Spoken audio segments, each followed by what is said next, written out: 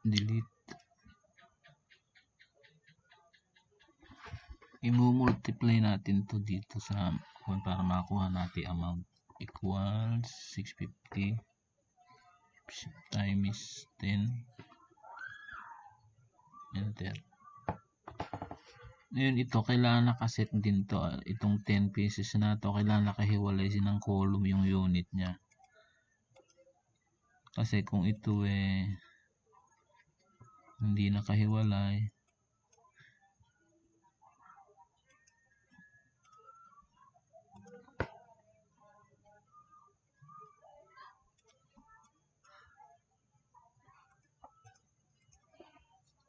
halimbawa 10 pieces,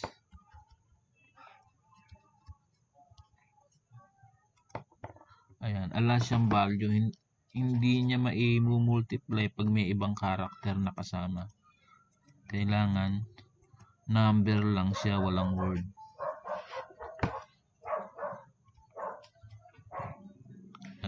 Tulad yan.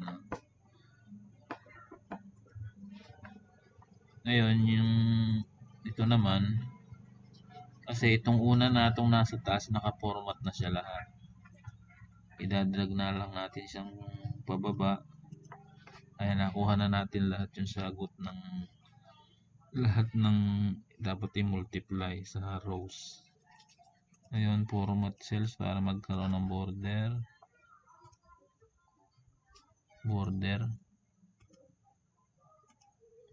Ayan.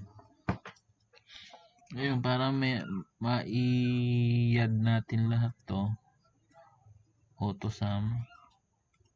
Ayan. Ngayon, ganun di ginawa dito, auto sum. Delete muna natin to.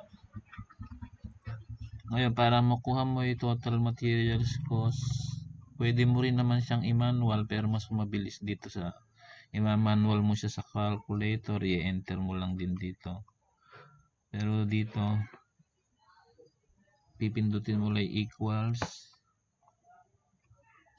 click mo dito sa total materials cost, pipindutin mo yung shift plus itong labor,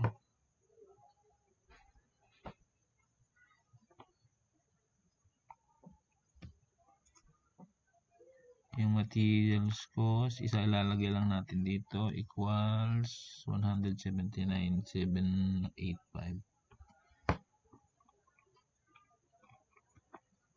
Tapos yung labor cost equals, enter. Ayan. Ngayon kasi ang COA 40% ang maximum nila dito sa labor.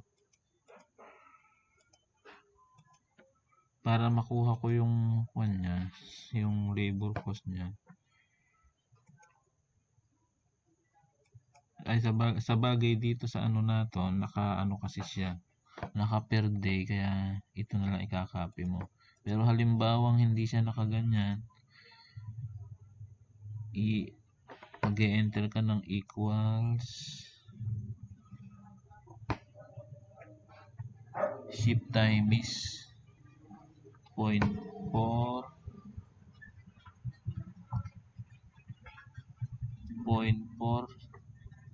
times materials cost, enter.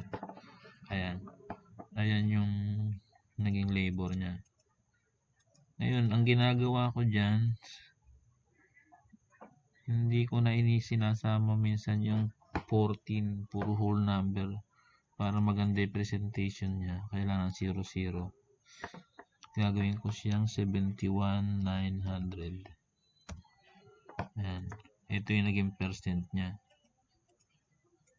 Para mapalabas to, delete muna natin yan. Dito ka naman mag-ano ng equals. Labor cost 71,900 divide, enter. Ayan. Nag-round off lang siya. Ngayon, i-auto sum mo naman to. Click mo yung auto sum. Ayan.